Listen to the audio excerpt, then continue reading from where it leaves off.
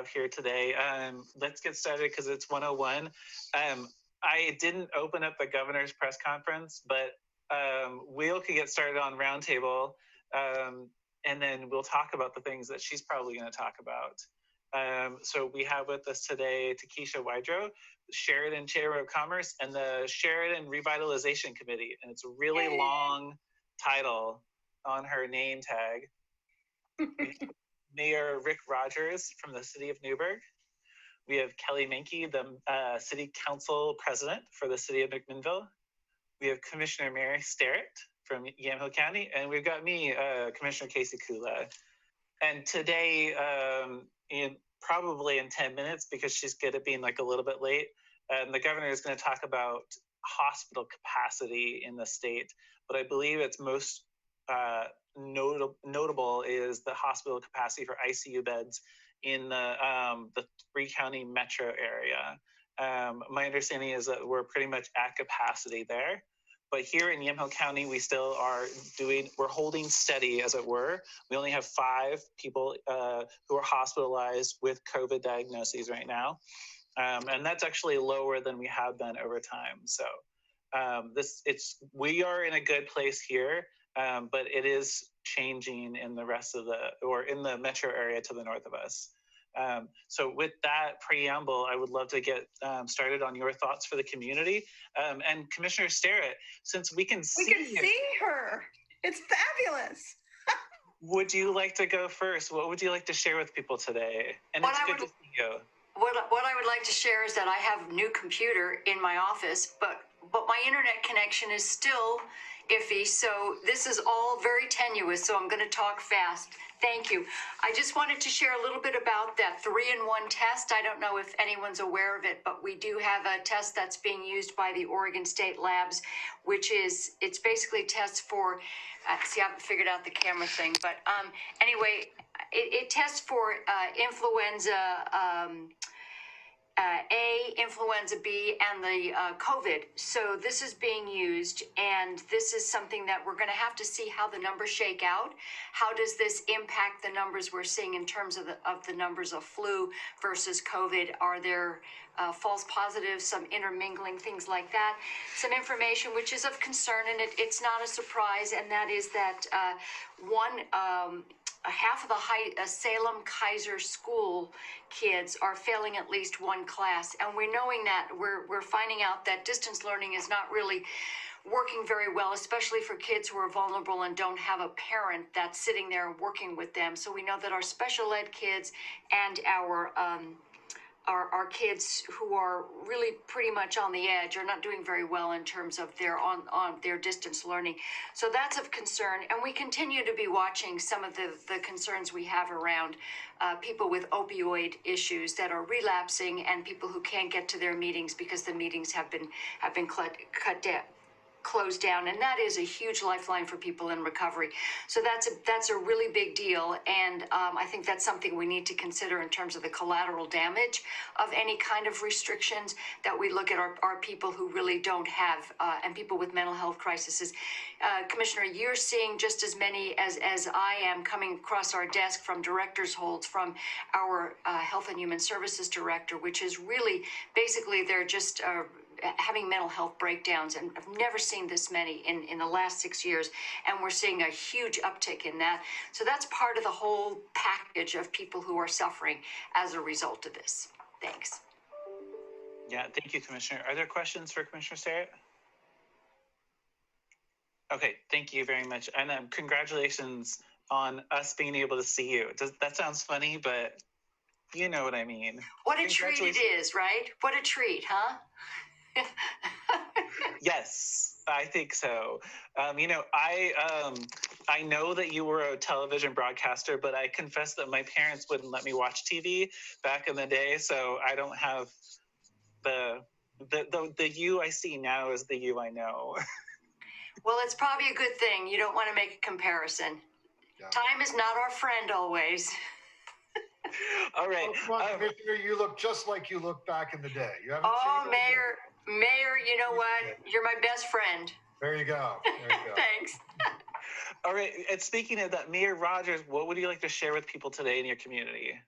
Now, first, a thank you to Commissioner Sterrett. Sent out a press release from YCAP about what we were doing about our homeless friends on the streets. Real important, again, as the weather gets colder and wetter and nastier, these folks have nowhere to go. So I was very thankful for that. And we'll make sure that gets out to those who need to know that information. Again, and we were on a call Friday. We do every other week, we do a call with our COVID partners in Newburgh. And it became very, very clear both from George Fox and from Virginia Garcia that when the protocols are followed, and everybody, I know this is going to be beating the same horse, but once the protocols are followed, we do well. Fox had virtually no cases until Halloween came. The kids went home, did what they did, and came back, and we got a slew of cases at Fox. Virginia Garcia, same way. They had said they had done something on the order of 7,000 tests, did not have a single positive among their staff. It's only when the staff go home and are away from the protocols that we get these upticks. So again, that the only word is, folks, keep. It's going to be hard. Holidays are upon us. It's going to be tough, and it's tiring, but we got to do it. So that's all I got. Thank you, Casey. Thank you, Mayor. I was not aware of any at Fox, but there are cases there now. Yep. They got a couple dozen cases, or no, less than 2 dozen cases, but yeah. So, power to them.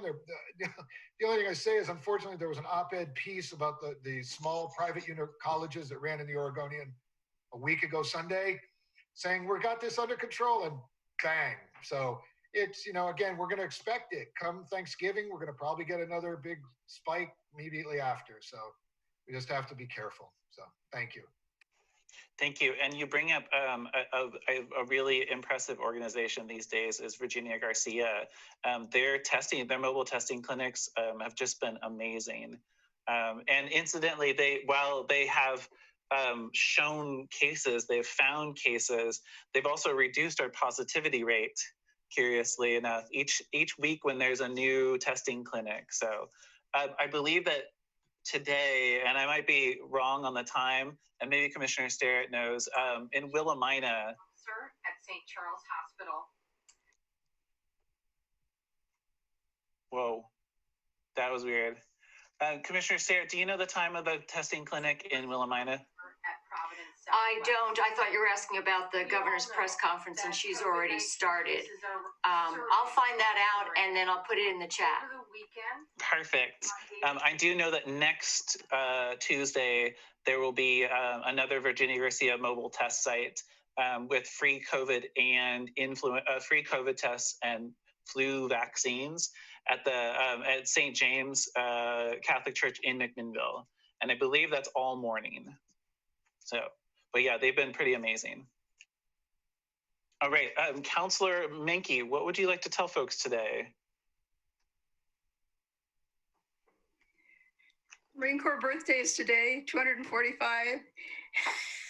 Dang it, Marines, stay home and don't party.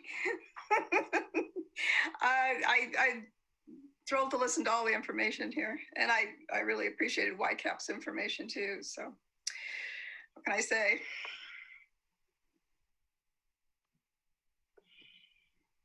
Councilor Menke, do you want to tell folks about what YCAP has been up to and what they were talking about today?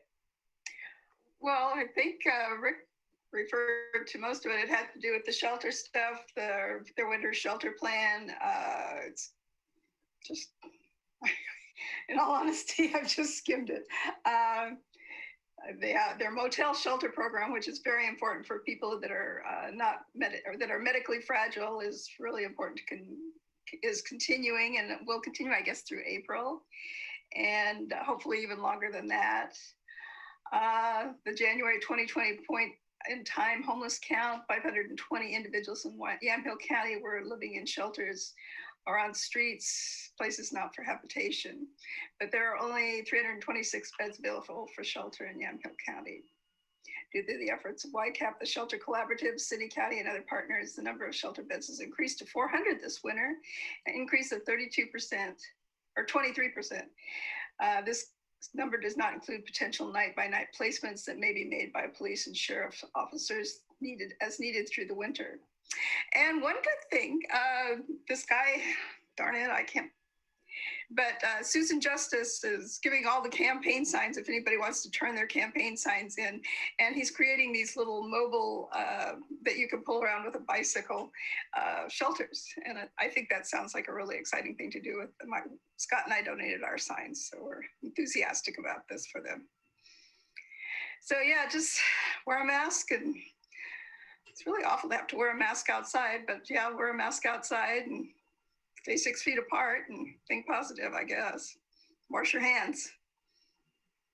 Yeah, okay, thank you, Counselor. And you have some urban growth boundary expansions coming up, I do believe. Yeah, tonight we are getting thank you for reminding me, yes.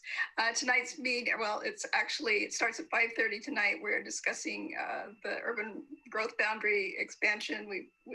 I mean, there's 1,700 pages of this, but I've been at most of the meetings, so I do know what they're talking about. And yeah, we're gonna present it, and then in December, I think the first, second, and third, or something like that, will be open public hearings. If you've got something to say about this, that is the time to go and say it. Got 3 evenings to give your best. So. And Counselor, what would you say are the important points about it, and what's different than in previous iterations, the ones that either had significant challenges or didn't go your way at LUBA? What has changed this time? Well, we're only dealing with one portion of it. We went back to the 2003 reband. The goal 14 was not met, so we are dealing with only one criteria in this whole thing, and it has a number of different sections to it. But the thing is, all the rest of it's been publicly heard and has passed LUBA. And so this one is actually, so far, Thousand Friends is taking a very neutral position on it. And we think that even Friends of Yamhill County might even give us a letter of approval. So we're not sure, but we're hopeful. We haven't received it yet, so I'm not saying it's a done deal by any means. But so far, people seem pleased. It's not as much land as we'd like. We are continuing to work on an urban reserve. But if we can get this done before the end of the year, it will be fabulous. Awesome, thank you. And I should forward on the letter that I got from Friends of Yamhill County. It's positive, really. Good. Yeah. I don't know why I got it, but I will forward it to you. Oh, I'd love to see it. Yeah. Okay, please. that sounds good. That's the magic of digital files, right? Has Heather seen it? What? Has Richard seen it? It's Man, that would make her day. I saw something this morning too. I'll dig that out and send it to you as well, because I did see something. Yeah, I haven't seen it. If it's been out. Mayor knows what I'm talking about. Yeah, I've seen it. Yeah, I think so. Yeah. Well, thank you for that. One thing that I talked about with some home builders was regarding the UGB is I asked, why is Riverside Drive community, the bend in the river as you go past YCAP, why is that community still in the urban growth boundary if it doesn't expect to be developed in our lifetimes? Maybe you don't know that answer. I don't know. Is it an exception area? Joya knows, maybe. So I'm going to, obviously Heather knows way more about this than I do. It was brought into the urban growth boundary many, many years ago. The people that live there have the choice. And Councilor Menke, please correct me if I'm wrong. Yeah, it's an exception area, I think. They have a choice if they want to expand their allow other houses to be built there. Yeah. If they want to, then nothing. There are a number of exception areas, and virtually none of them have come into the UGB, and they've had the opportunity, but they choose not to. And it doesn't sound like they're likely to anytime soon. Nope. So because of that, yeah.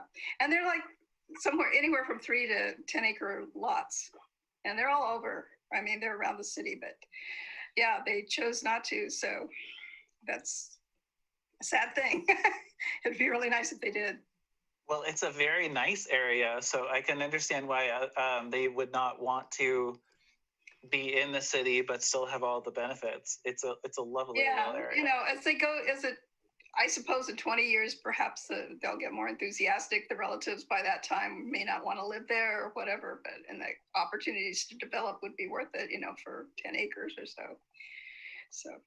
Yeah. Okay. Well, thank you for letting me digress down the urban growth boundary. That's fine. Yeah. No, the exception areas are like I don't know, but it's not going to get developed, at least not anytime soon.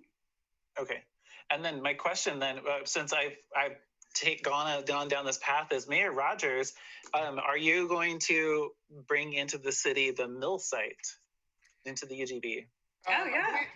I believe that is the hope, although we have not discussed all of it as yet. So we are putting in a lot of the Riverfront Master Plan sub work is being done, but I believe that's the plan, or at least we hope to. Yes. Yeah. Cool. One thing I didn't mention that we are doing, and I think I mentioned this to Mayor Hill last time I saw him, we are trying to see if we're going to pursue a construction excise tax for affordable housing. So we had the first reading of it last week, and the second will be on coming Monday.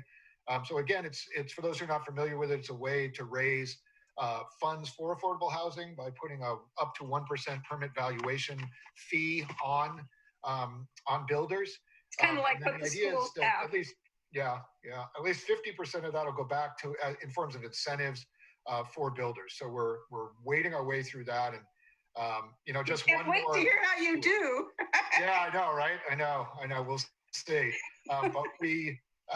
It's one more tool in the toolbox for affordable housing, and again, it's not. Unfortunately, we can't just wave the magic wand and solve the problem. So we'll give this a try. If it doesn't work, in a couple of years, we'll get rid of it and move on to something else. So there you go. And we also heard from Doug Rux about the vertical housing.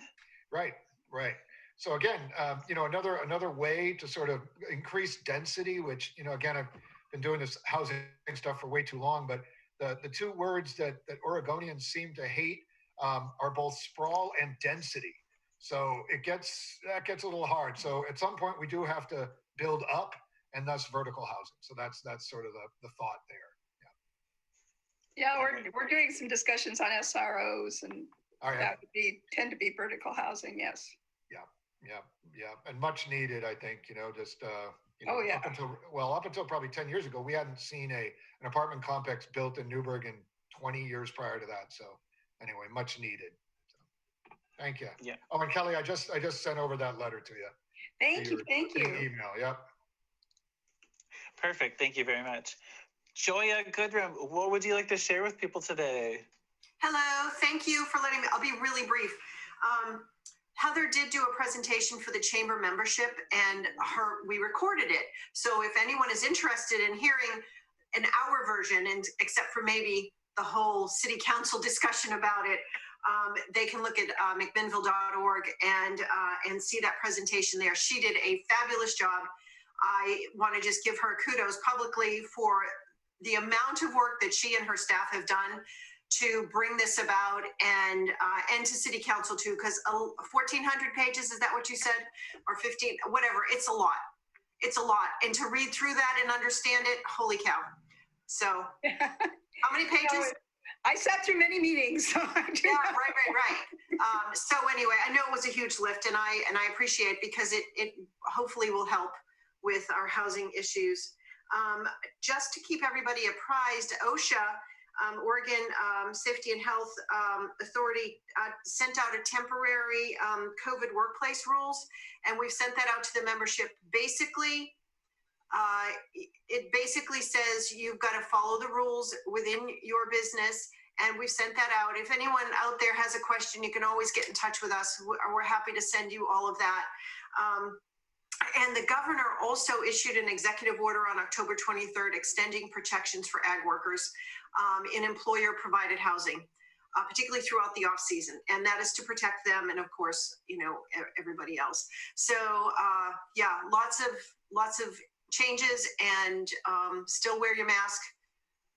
Don't touch your face. Wash your hands, like the counselor said. Thank you. Thanks. Casey, if I could, and go ahead, thank you so much. I just want another shout out I wanted to mention, and this, you got me thinking about it. Last week, we had a meeting with Mayor Hill, Jeff, and Jeff to talk about the roles of things like visit McMinnville, the McMinnville Downtown Association, the Chamber, and how they all work together. And it was just great. You all have already been down the road. We're sort of just embarking upon it, following your path. And so we're just trying to figure that out. So it was really, really helpful. So thank you. Greatly appreciate that. Yeah.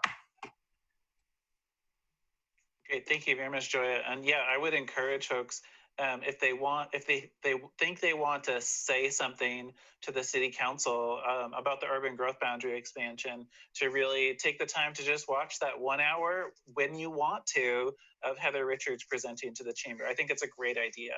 Yeah. It'll really get you up to speed. It'll help, and then you'll know if you want to come and testify on something.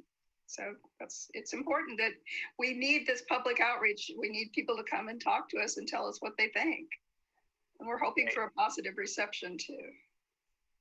And I was looking, Joya, on the business front, I was looking at currently we don't meet the bar, the unfortunate bar for county pause. The 2-week pause that some of them, the urban counties and Marion County, are going through right now. But I looked through it to see like what business impacts would this have, and it looks like it's tightening the max number of people in the spaces to 50, which honestly, a lot of the businesses, I don't know who's going beyond that in terms of individual things now. But that was really the main impact that I was seeing. Have you looked more closely? I have very briefly looked at it. Definitely, your larger restaurants are going to struggle with that, right? And the weather's getting colder.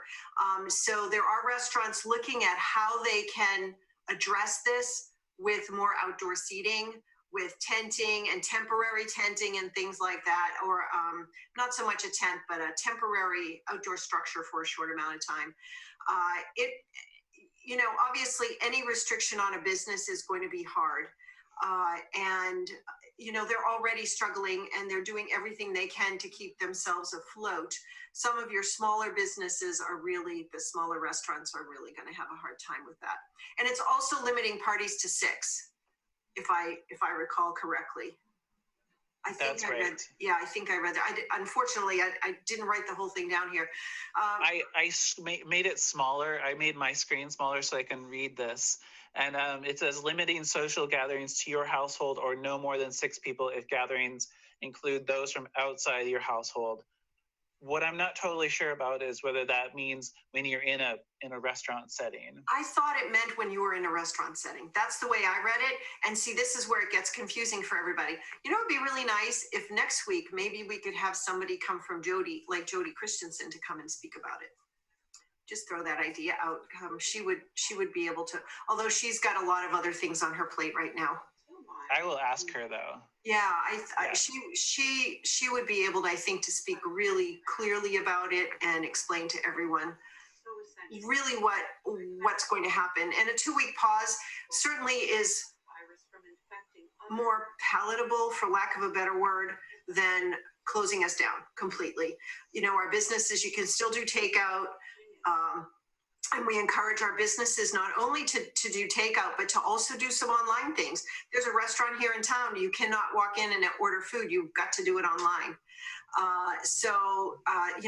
There's ways to do it if you've got the people to do that work. And if you don't, we know people. So call us, and we're happy to connect you with someone that might be able to help you build that online store so that you can get yourself online. And I think through the holiday season, I think that's really important. We don't know what's going to be happening, and this could be another 6 months or more. Unfortunately, that's what I'm hearing. I'm not an expert. I'm only repeating what I've heard. So I don't know. Just take care of ourselves. Thank you. Thank you. And thank you for noting that, yes, you have people who can help these businesses who are looking at how am I going to make this work in the current setup? Talk to Joya. Commissioner Sterrett, you've turned your video back on. What can you tell us? So I've been sort of trying to listen because the governor's press conference is going on at the same time, and I'm trying to just catch every other word because the audio is sort of commingling.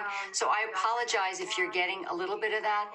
But what they're talking about is concerns about increased hospital capacity, but that they were able to, as a result of sort of the practice of the wildfires, to realize what our capacity was in moving people from hospital to hospital. So it's a regional approach, and they're just basically talking about concerns about being able to manage that, but that the H1N1 was really good, sort of a playbook for how to manage that increased capacity.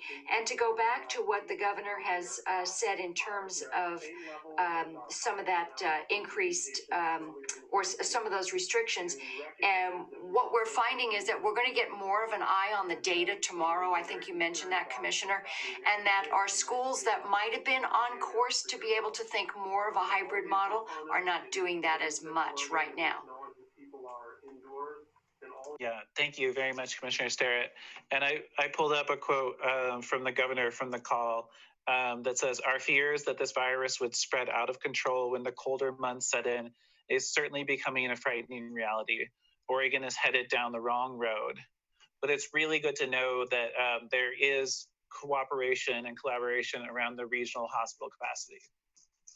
This is it's a good, we're at a good place there. And Providence is one of those, right? Providence Newburgh, where they know how to move patients around and coordinate care in a really seamless fashion. I would just want to add one more thing, and that is that while we're hearing about all these numbers and fluctuations, Yamhill County really has stayed steady at 5 hospitalizations. They're not in the county, but they're out, and most of them are being sent to St. Vincent's. So we don't have 5 hospitalized here, but we have 5 from here. But that's a pretty low number, so that's a good sign. Yes, that's right. Thank you very much. I think it's really important to get this, just know truly what's happening. So, Takesha, what would you like to share with folks in the West Valley and with the greater Yamhill County? Sorry that we're going back and forth from one thing to another, but. That's fine. Yeah, not a huge amount from last week. I've been getting some questions about Wilmina has their Christmas lights up or starting, and is Sheridan going to do that? Yes, Sheridan is going to do that. We are going to be a bit, traditionally we're a bit later than Wilmina, but we will get them up. It's confirmed we're going to be having them on the bridge, and I will do kind of a shout out at some point for some support to probably have a Christmas putting together lights party or something like that. But I know we've gotten a lot of support from the community. So I just want to say, yes, there will be Christmas lights. There probably won't be Christmas street lights, but the bridge will be lit, and we'll probably have a Christmas tree up somewhere by the bridge. So it will be great. Starting somewhere.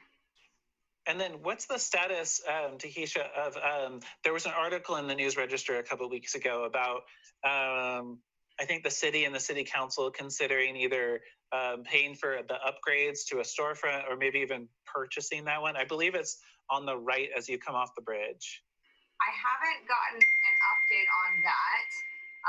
I do know that Sheridan is offering, the city of Sheridan is offering the small grants. I think they're 270 or 240 for individuals and for businesses. I believe up to 250,000 total for all of those. And I believe I posted up about that on the chamber page. I know Frank Sheridan has put that up. I think it's in the paper, and it was also on the city of Sheridan's website also about that. And I believe a few organizations in Sheridan are also applying for the regional grants too. Okay, so through the Willamette Workforce Partnership or through the county? I think the county. The COVID funds. I believe it was the COVID funds in the county. Yeah. Got it. Okay. There's still funding available through the Willamette Workforce Partnership too for businesses. It's tricky because forgive me for not knowing all the details, but round 4, Joya probably knows a little bit more about. Yeah, so I think they are still accepting applications. it's not quite as restrictive as it was in the past, but there are still restrictions. I'd have to go back and look. My brain can't hold all of this. There's only so much room on the hard drive, and it just doesn't. It's like stuff falls off. There was something else. Oh, and then the county grants, which are due tomorrow. No, the 13th. The 13th. So county grants as well for businesses and not-for-profits, 501c6s, et cetera. I forgot to mention that. Thank you. Yeah, thank you, Joya.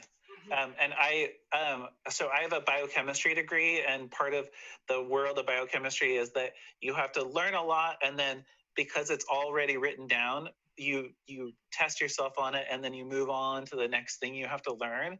And so I have this chronic thing where the things I've already learned slough off into, I don't know, the wastebasket of my life. Takesha, is there anything else you'd like to share with the community? No, just reiterating what you said, wear the mask and follow the protocols. And I did get, maybe you could answer this. I've gotten multiple questions about when the case rate jumps. Is there a way to tell if it's from individual spread or a workplace or anything like that? Yeah, that's a great question, and Commissioner Sterrett could probably direct you to it. But at the moment, Commissioner Sterrett, do you know where they can find the pie chart that we see? I can go ahead and send it out to everybody. It lists a sporadic spread, meaning we're not sure, or workplace, or congregate care. So it gives you a better idea, but I can send that to everybody on the call. Great, thank you very much. One thing we've seen is sporadic spread. From week to week, we might have a third of cases where we can't trace it to a known source. And then the next week, it's 50% of cases that we can't trace to a known source. But in the last week, the number that would be defined as an outbreak has gone up more, or is a higher percentage. But as our HHS director has explained to us, an outbreak is when 2 or more cases are linked to a known positive case. So you can see how a lot could be attributed to an outbreak then. But I didn't know about the ones at the Fox, so, our public health are really good at keeping those things from us. Yes, Joy.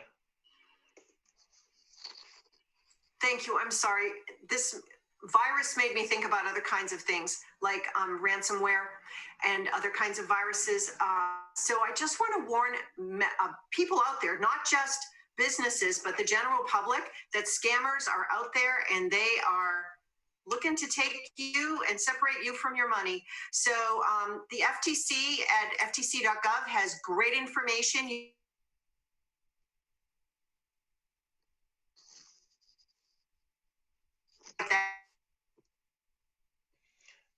I think that you're frozen, but it might just be me. Okay. No, she is frozen. I can't hear her either. We always freeze in the least interesting positions. But what I'll do is we'll move on to Mayor Cape, and then we'll go back to Joya when she's unfrozen. Mayor Cape, welcome. What would you like to share with people today? First, I probably need to unmute, right? So it's raining and it's cold, in case anybody didn't notice. But we are still delivering meals around Salem Kaiser. In fact, we've delivered over 200,000 so far by school bus this school year. So we're very happy that we get to continue doing that and looking for ways to expand it. So that's great. I know the governor came out with some new instructions, right? And some people are asking, how does that affect schools? For us anyways, here at Salem Kaiser, it doesn't really affect us very much. We are continuing with our current operations, which does include limited in-person instruction. The one interesting note is that they took off the cap of number of kids that can be in the school. But we're still limited in how many we can transport to schools, and staffing is still a big issue at the schools. So we're still keeping that rather small with the latest social pause from the governor starting tomorrow. Of course, we're Marion County, which is under that those new restrictions that she's asking us to abide by. So we are not expanding our current in-person instruction opportunities. We're keeping what is and trying to do our part to help keep things under control. And then we'll look to expand again if things do improve. And so we're putting the pause on the expansion of what we're doing. So, but as far as the what's going on in the schools, I would say we are up until last Friday's announcement from the governor. You know, we really were expanding a lot. Almost every school had requests in to bring students in,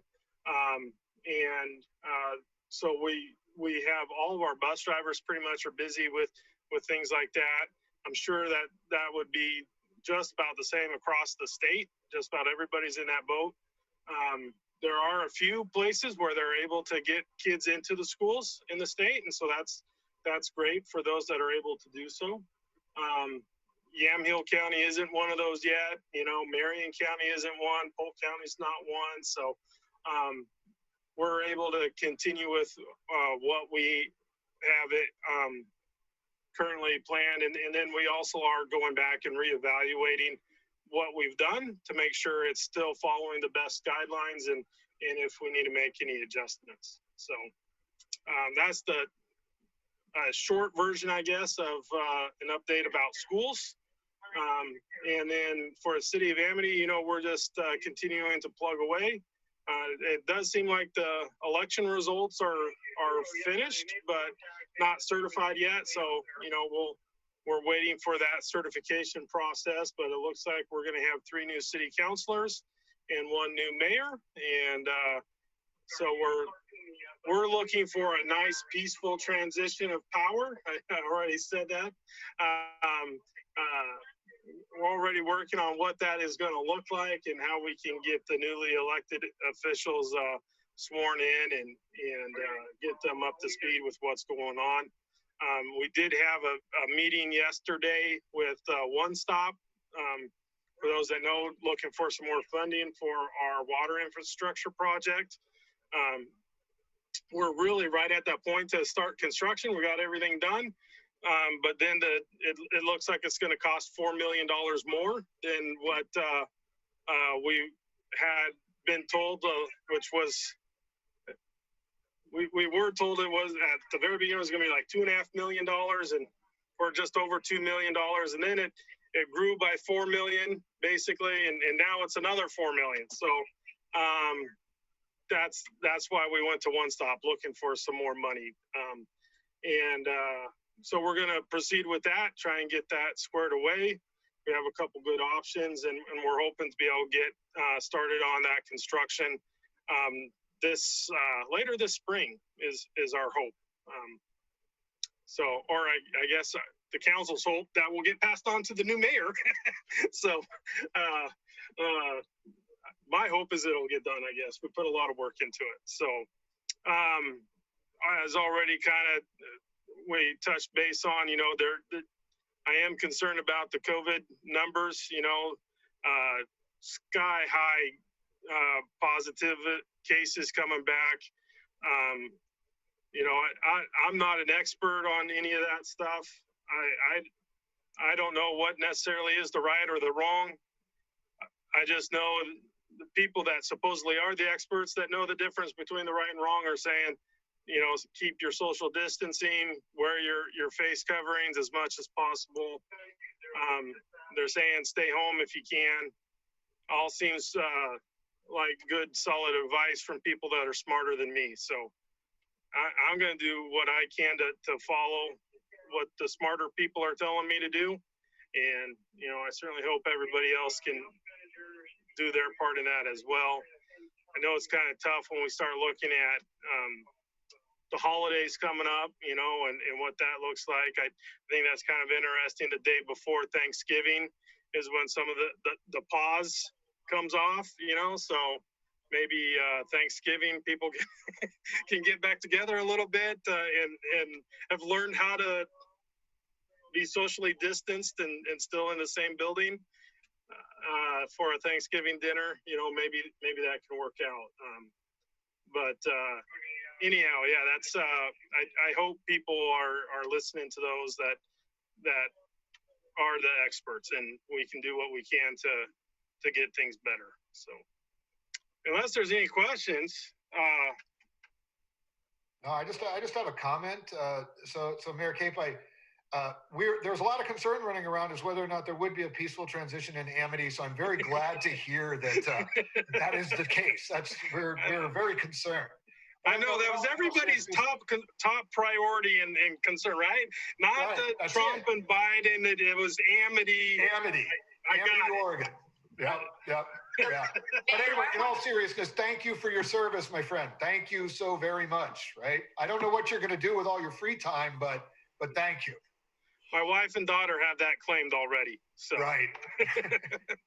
Mayor, I want to thank you for your service, and I have to say I missed those local government dinners for one reason and one reason only, and that's what I've told you all through the years, is that even if you're at the end of the agenda, there is nobody who is more entertaining, and it's like watching a stand-up comic, and you don't even know how funny you are, and you'll just give us the most mundane report, and it will be hilarious. But I also was wondering if the winners were going to demand a recount. I haven't heard any such requests yet, but. Well, thank you for your service. You've been an absolute delight. Well, thank you. I still got a little bit more time before they close the door on me, but you know, December 31st is coming. So. Thank you. All right. Well, thank you, everybody. I had some wise words from our county administrators today, which was just assume that everybody around you is infected with the coronavirus. And if you follow the guidelines that public health officials, as Mayor Cape said, the people who are smarter than us about these things have listed, you will you'll be able to keep that infections from transferring and moving around the community. And I thought that was really helpful. Like, just assume that everybody else is and that you really don't want it. So, Commissioner Stewart, was there anything else from the press conference that you would love to share with us? Not that I've heard. They're just basically talking about the concern about future capacity issues. Okay, great. Thank you very much. I appreciate you monitoring that as well. Well, if there's nothing else, then I'll say we will see you next week. Remember that everybody who's here is working for you every day, and reach out to one of us if you need something. And stay safe out there, everybody.